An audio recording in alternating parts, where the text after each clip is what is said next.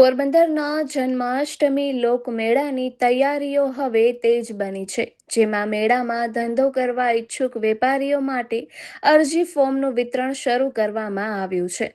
સાથે જ rides, stall, food zone અને આનંદ મેળા માટે અપસેટ પ્રાઇસ પણ જાહેર કરવામાં આવી છે. પોરબંદર ચોપાટી ખાતે યોજાતા જન્માષ્ટમી મેળાને હવે 1 માસથી પણ ઓછો સમય બાકી રહ્યો છે. આ મેળાની મોજ માણવા દૂર દૂરથી હજારો લોકો ઉમટી પડશે, તો અલગ અલગ રાજ્યોમાંથી અનેક ધંધાર્થીઓ પોતાનું પેટીયું રળવા પણ આ મેળામાં આવી પહોંચશે. ત્યારે જન્માષ્ટમી લોકમેળા સમિતિ દ્વારા ધંધાર્થીઓ માટે અરજી ફોર્મ વિતરણ શરૂ કરાયું છે. 10 ઓગસ્ટ સુધી સવારે 10:30 થી સાંજે 4 વાગ્યા સુધી વિવિધ કેટેગરીના સ્ટોલ અને રાઇડ્સ માટે અરજી ફોર્મ સ્વીકારવાની કામગીરી શરૂ કરવામાં આવી છે. ફોર્મના વિતરણના પ્રથમ જ દિવસે મોટી સંખ્યામાં ધંધાર્થીઓ મનપા કચેરીએ ઉમટી પડ્યા હતા.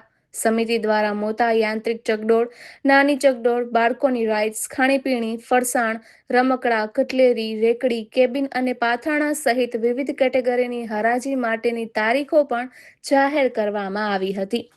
હરાજીની પ્રક્રિયા 12 ઓગસ્ટથી 17 ઓગસ્ટ દરમિયાન યોજાશે.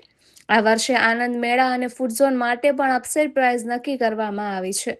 પાર્ટી પ્લોટ ગ્રાઉન્ડના આનંદ મેળા માટે કુલ ₹23.60 lakh, Chowpatty plaza food zone માટે ₹2.36 લાખ, હાથી લસરપટ્ટી પાસેના ફૂડ ઝોન માટે ₹4.54 લાખ અને ચોપાટી પાર્કિંગ ફૂડ ઝોન માટે ₹1.42 લાખની અપસેટ પ્રાઇસ નક્કી કરવામાં આવી છે.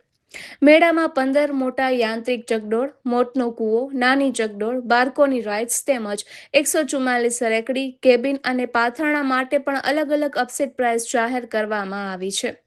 ઉપરાંત સામાજિક સંસ્થાઓ, સરકારી કચેરીઓ અને મહાનગરપાલિકા માટે પણ સ્ટોલ અનામત રાખવામાં આવ્યા છે.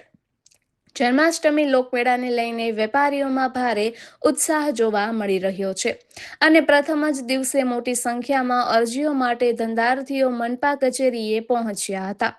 જોકે છેલ્લા 3 વર્ષથી લોકમેળામાં દર વર્ષે વરસાદને કારણે ધંધાર્થીઓને નુકસાનીનો સામનો કરવો પડે છે.